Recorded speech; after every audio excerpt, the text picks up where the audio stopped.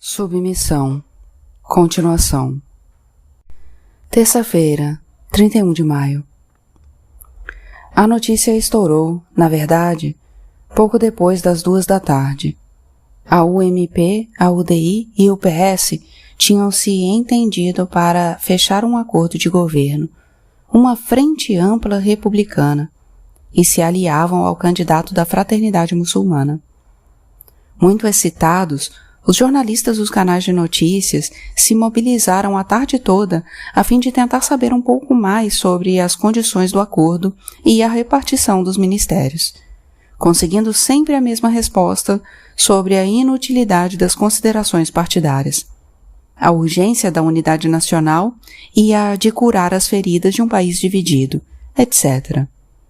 Tudo isso era perfeitamente esperado, previsível. Menos, porém, era o retorno de François Bayrou ao primeiro plano da cena política. Na verdade, ele aceitara uma dobradinha com Mohamed Benades. Este se comprometera a nomeá-lo primeiro-ministro se saísse vitorioso da eleição presidencial. O velho político bearnense, derrotado em praticamente todas as eleições que disputara nos últimos 30 anos, se empenhava em cultivar uma imagem de estatura, com a cumplicidade de diversas revistas. Isso quer dizer que se fazia regularmente fotografar apoiado num cajado de pastor, vestindo uma pelerine a Justin Bridou, numa paisagem mista de pradarias e campos cultivados, em geral no Laborde. A imagem que tentava promover em suas múltiplas entrevistas era aquela, gauliana, do homem que disse não. É uma ideia genial! Bayrou, absolutamente genial! Exclamou Alain Tarnet assim que me viu, literalmente trepidando de entusiasmo. Confesso que nunca teria pensado nisso. Ele é realmente muito bom, esse Benades. Marie-Françoise me recebeu com um largo sorriso. Não só tinha uma fisionomia contente ao me ver, como parecia, em geral, em plena forma. Ao vê-la atarefada em sua bancada, vestindo um avental de cozinha humorístico do gênero "não esculache a cozinheira, o patrão já faz isso?", a gente custava a crer que dias antes ela era responsável por cursos de doutorado sobre as circunstâncias bem particulares em que Balzac corrigira as provas de Beatrix. Ela preparara umas tortinhas de pescoço de pato com echalota, deliciosas. Seu marido, muito excitado, abriu, uma após a outra, uma garrafa de Carroz e uma de Salteners, antes de se lembrar que eu devia, de qualquer maneira, provar seu porto. Por ora, eu não via nem de longe em que o retorno de François Bayrou à arena política podia ser qualificado de ideia genial. Mas Tanoir não demoraria a desenvolver seu argumento, eu tinha certeza. Marie-Françoise o observava com benevolência, claramente aliviada em ver o marido encarar tão bem a demissão, assumir com tanta facilidade o novo papel de estrategista de pijama, que ele poderia desempenhar perante o prefeito, o médico, o tabelião, enfim, perante todos os figurões locais, ainda muito presentes nesses grandes burgos de província, junto aos quais ele continuaria a estar aureolado por uma carreira nos serviços secretos. De fato, a aposentadoria deles apresentava-se sob os melhores auspícios. O extraordinário em Bayrou, o que o torna insubstituível, prosseguiu Tanoir, entusiasmado, é que ele é perfeitamente estúpido. Seu projeto político sempre se limitou ao próprio desejo de alcançar, por qualquer meio, a magistratura suprema, como se diz. Nunca teve, nem sequer fingiu ter a menor ideia pessoal. A tal ponto, isso é bastante raro. E o torna o político ideal para encarnar a noção de humanismo, tanto mais que ele se acha um Henrique IV, e um grande pacificador do diálogo interreligioso. Aliás, goza de excelente imagem junto ao eleitorado católico, tranquilizado por sua idiotice. É exatamente disso que precisa Benades, que deseja, antes de mais nada, encarnar um novo humanismo, apresentar o Islã como uma forma acabada de um humanismo novo, reunificador, e que, por sinal, é perfeitamente sincero quando proclama seu respeito pelas 3 religiões do livro. Marie-Françoise nos convidou para passarmos à mesa. Preparara uma salada de favas acompanhadas de dentes de leão e lascas de parmesão. Estava uma delícia, tanto assim que por instantes perdi o fio do discurso do marido. Os católicos tinham praticamente desaparecido da França, ele prosseguiu, mas continuavam a aparecer envoltos numa espécie de magistério moral. Em todo caso, Bernardes fez tudo, desde o início, para cair em suas boas graças. No ano passado, fora nada menos que 3 vezes ao Vaticano. Dotado, simplesmente por suas origens, de uma aura terceiro-mundista, soube, porém, tranquilizar o eleitorado conservador. Ao contrário do seu antigo rival Tariq Ramadan, amarrado às ligações trotskistas, Bernardes sempre evitara comprometer-se com a esquerda anticapitalista. A direita liberal ganhara a batalha das ideias. Ele entendera perfeitamente isso. Os jovens tinham se tornado empreendedores e o caráter insuperável da economia de mercado era, agora, unanimemente admitido. Mas, sobretudo, o verdadeiro lance de gênio do líder muçulmano foi entender que as eleições não se disputariam no terreno da economia, e sim no dos valores. E aí, também, a direita se prepararia para ganhar a batalha das ideias, sem nem sequer, aliás, precisar combater. Ali, onde Ramadan apresentava a Sharia como uma opção inovadora e até revolucionária, ele lhe restituía o seu valor pacífico, tradicional, com um perfume de exotismo que a tornava, para completar, desejável. Quanto à restauração da família, da moral tradicional e, implicitamente, do patriarcado, abria-se uma avenida diante dele, que a direita não podia palmilhar, a Frente Nacional também não, sem serem qualificados de reacionárias e até de fascistas pelos últimos remanescentes de maio de 62. Múmias progressistas moribundas, sociologicamente enxangues, mas refugiadas em cidadelas midiáticas de onde continuavam capazes de lançar imprecações sobre a desgraça dos tempos e o ambiente nauseabundo que se espalhava pelo país. Só ele estava ao abrigo de qualquer perigo. Paralisada por seu antirracismo constitutivo, a esquerda foi desde o início incapaz de combatê-lo e até de mencioná-lo. Marie-Françoise nos serviu em seguida um pernil de cordeiro confitado, acompanhado de batatas salteadas, e eu começava a perder o pé. Mas, ainda assim, é um muçulmano, retruquei confuso. Sim, e daí?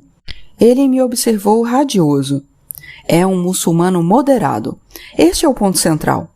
Ele mesmo o afirma constantemente. E é verdade. Não se deve representá-lo como um talibã nem como um terrorista. Seria um erro grosseiro. Ele sempre desprezou essa gente. Quando os menciona, nos artigos da página de opinião do Le Monde, além da reprovação moral que demonstra, percebe-se muito bem esse toque de desprezo. No fundo, considera os terroristas uns amadores. Bernardes é, na verdade, um político extremamente hábil. Talvez o mais hábil e mais astuto que tivemos na França desde François Mitterrand. E, ao contrário de Mitterrand, tem uma verdadeira visão histórica. Em suma, você pensa que os católicos nada têm a temer. Não só nada têm a temer, como tem muito a esperar, sabe? Deu um sorriso de desculpa. Faz 10 anos que me debruço sobre o caso de Bernardes. Posso dizer sem exagero que sou uma das pessoas na França que melhor o conhece. Dediquei praticamente toda a minha carreira a vigiar os movimentos islâmicos. O primeiro caso em que trabalhei, na época eu era muito moço, ainda era aluno do Saint Cyril Montort, foram os atentados de 1986 em Paris, sobre os quais, afinal, se descobriu que tinham sido orquestrados pelo Hezbollah e, indiretamente, pelo Islã. Em seguida, houve os argelinos, os kosovares, os movimentos mais diretamente ligados à Al-Qaeda, os lobos solitários.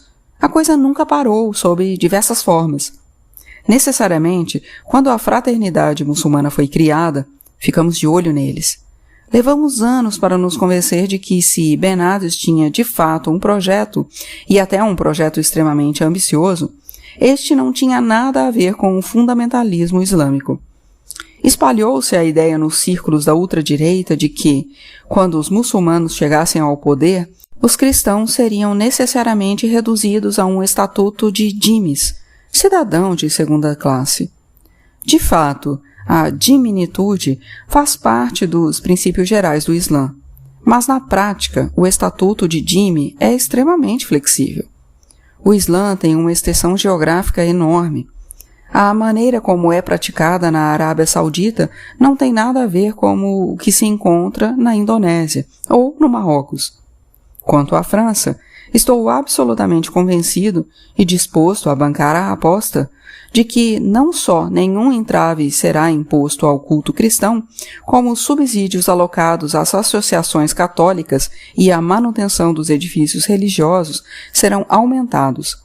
Eles podem se permitir isso, pois as verbas alocadas às mesquitas pelas petromonarquias serão consideráveis. E, mais ainda, o verdadeiro inimigo dos muçulmanos, aquele que temem e odeiam acima de tudo, não é o catolicismo. É o secularismo, a laicidade, o materialismo ateu. Para ele, os católicos são crentes. O catolicismo é uma religião do livro. Trata-se apenas de convencê-los a dar mais um passo, a se converterem ao Islã. Esta é a verdadeira visão muçulmana da cristandade, a visão original. E os judeus? A pergunta me escapou. Eu não previa fazê-la. A imagem de Miriam em minha cama, de camiseta, na última manhã, a imagem de sua bundinha redonda me cruzou rapidamente o espírito. Me servi de mais um grande copo de carroça. Ah, ele sorriu de novo. No caso dos judeus, obviamente é um pouco mais complicado. Em princípio, a teoria é a mesma. O judaísmo é uma religião do livro.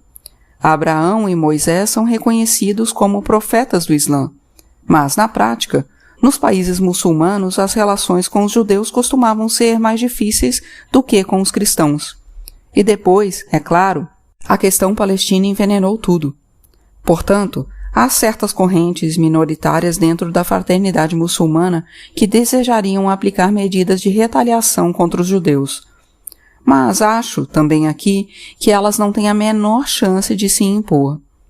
Bernardes sempre tentou manter boas relações com o grande rabino da França. Talvez ele deixe, de vez em quando, as rédeas meio soltas no pescoço de seus extremistas. Porque, se pensa realmente conseguir conversões maciças entre os cristãos, e nada prova que seja impossível, tem pouquíssimas ilusões sobre isso no que se refere aos judeus. Acho que, no fundo, espera que eles próprios resolvam sair da França, emigrar para Israel. Seja como for, o que posso lhe garantir é que ele não tem a menor intenção de comprometer suas ambições pessoais, que são enormes, pelos belos olhos do povo palestino. Espantosamente, pouca gente leu o que ele escreveu em seus começos. É verdade que isso era publicado em revistas quase obscuras de geopolítica, mas sua grande referência, que salta aos olhos, é o Império Romano. E a consolidação europeia é para ele apenas um meio de realizar essa ambição milenar. O principal eixo de sua política externa será deslocar para o sul o centro de gravidade da Europa. Já existem organizações que perseguem esse objetivo, como a União para o Mediterrâneo. Os primeiros países capazes de se agregar a essa construção europeia serão, com certeza, Turquia e Marrocos. Depois virão Tunísia e Argélia. A mais longo prazo há o Egito. É um osso mais duro de roer, mas seria decisivo.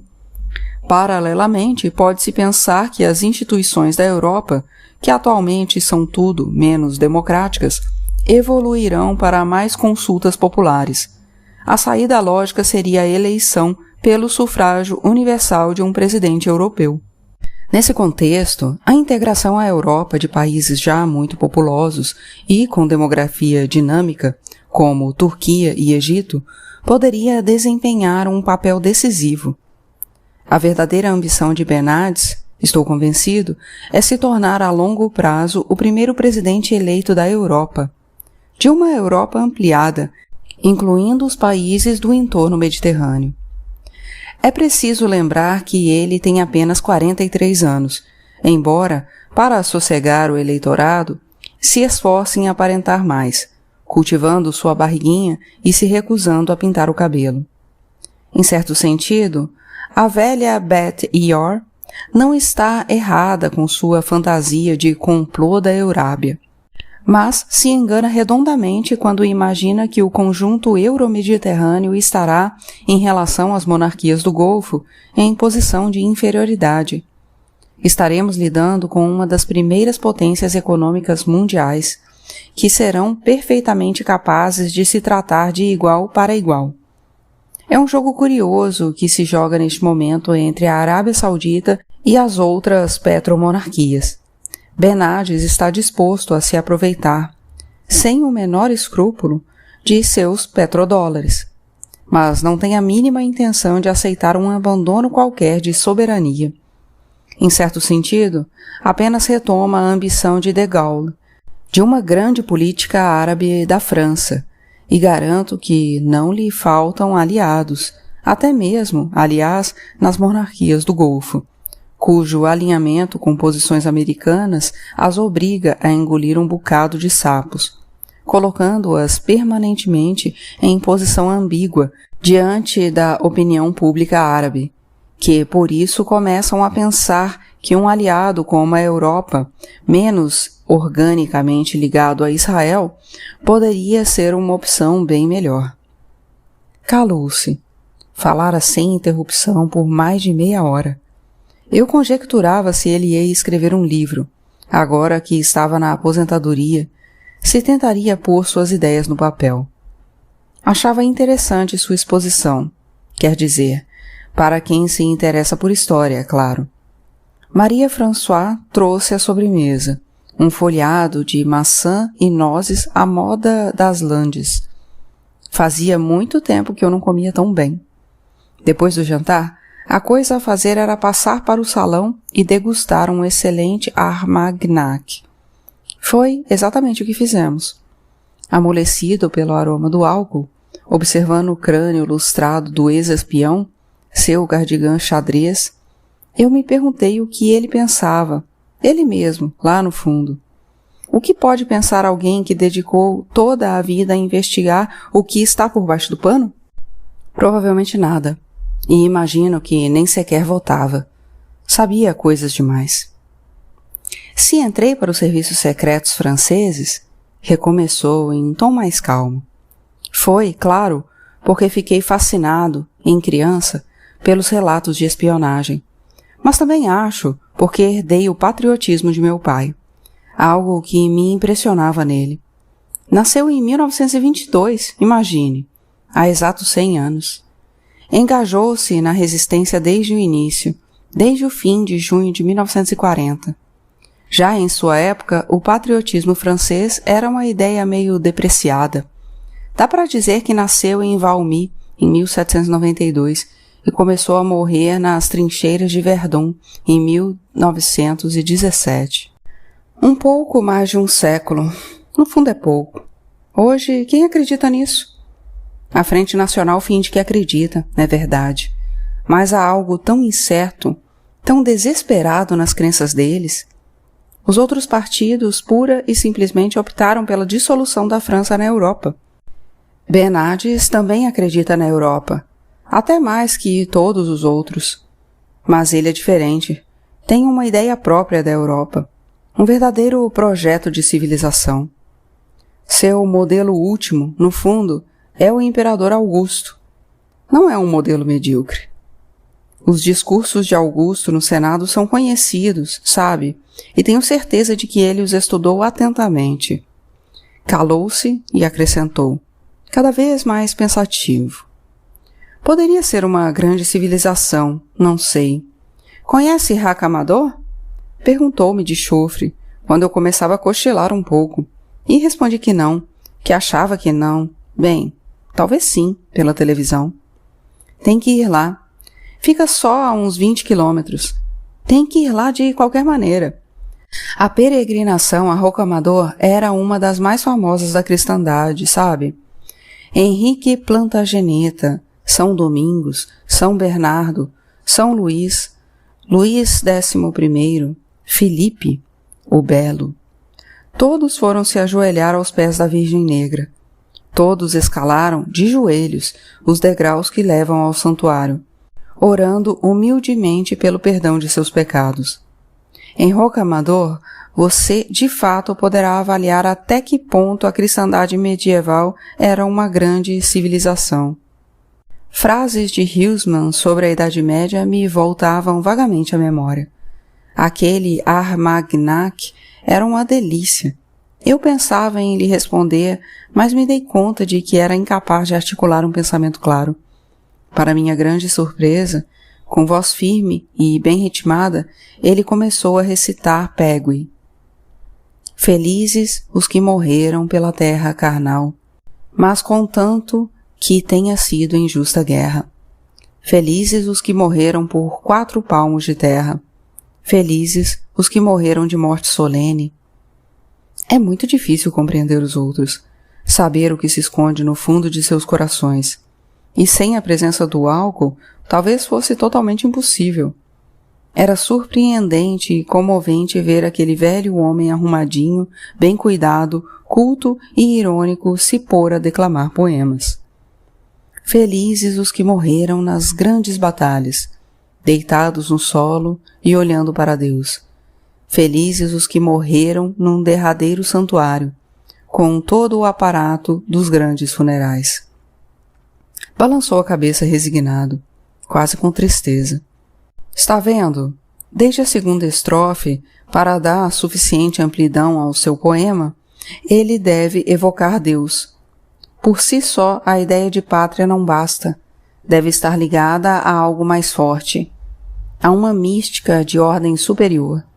E esse laço, ele o exprime muito claramente, já nos versos seguintes.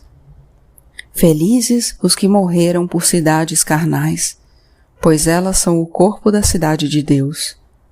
Felizes os que morreram por sua lareira e seu fogo, e pelas pobres honras das casas paternas, pois elas são a imagem e o começo, e o corpo e o ensaio da casa de Deus. Felizes os que morreram nesse abraço, nesse estreitamento de honra e na confissão terrena. A Revolução Francesa, a República, a Pátria, sim, isso pode ter gerado alguma coisa que durou um pouco mais de um século. A cristandade medieval, de seu lado, durou mais de um milênio. Sei que você é um especialista de Huysmans, Marie-Françoise me contou, mas a meu ver ninguém sentiu a alma da Idade Média cristã com tanta força como Pegui. Por mais republicano, laico, de Froissart que fosse. E o que também sentiu é que a verdadeira divindade da Idade Média, o coração vivo de sua devoção, não é o Pai, nem mesmo Jesus Cristo, é a Virgem Maria. E isso você também sentirá em Rocamadour. Eu sabia que eles pensavam em voltar para Paris no dia seguinte, ou 2 dias depois, para preparar a mudança. Agora que os acordos de governo da Frente Ampla Republicana estavam fechados, os resultados do segundo turno não deixavam nenhuma dúvida, e a aposentadoria deles se tornara uma certeza. Ao me despedir, depois de felicitar sinceramente Marie-Françoise por seus talentos culinários, cumprimentei o marido na soleira da porta. Ele bebera tanto quanto eu, e continuava capaz de recitar de cor estrofes inteiras de Peggy. No fundo, me impressionava um pouco. De meu lado, eu não estava convencido de que a República e o patriotismo pudessem ter gerado alguma coisa, a não ser uma sucessão ininterrupta de guerras estúpidas. Mas, seja como for, Tanoir nem de longe estava gagá, e quem me dera estar na mesma situação quando chegasse a idade dele. Desci os poucos degraus que levavam ao nível da rua. Virei-me para ele e disse: irei a Rocamadour.